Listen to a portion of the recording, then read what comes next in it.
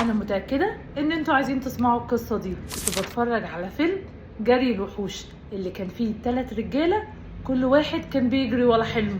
واحد عايز يخلف بأي تمن، والتاني عايز فلوس بأي طريقة، والتالت بيحلم بالشهرة. المفارقة هنا انهم اول ما قربوا يوصلوا لحلمهم ما كانوش حاسين ان هم سعداء. والفيلم ده بقى بيفكرني بقصة ماركس بيرسون.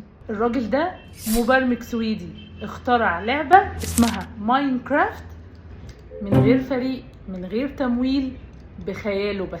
في 2014 اللعبة انتشرت ونجحت نجاح كبير جدا، لدرجة ان كان في اليوم الواحد كانوا بيبيعوا 15,000 نسخة. النجاح ده بقى جاب معاه ميتينجز كتيرة، شغل كتير، قضايا، ضغط نفسي، وده خلاه يكتب على تويتر: حد يشتري نصيبي، عايز اعيش حياتي. وراحت مايكروسوفت ردة واشترت اللعبة ب2.5 مليار دولار.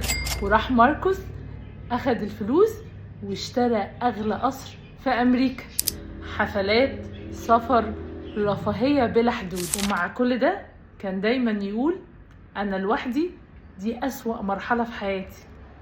فلوسه اشترت له الراحة، لكن ما قدرتش تشتري له السعادة، زي ما حصل لمحمود عبد العزيز في فيلم جري الوحوش. وما تنساش تاخد جولة في الصفحة، وإلى أن نلتقي، سلام.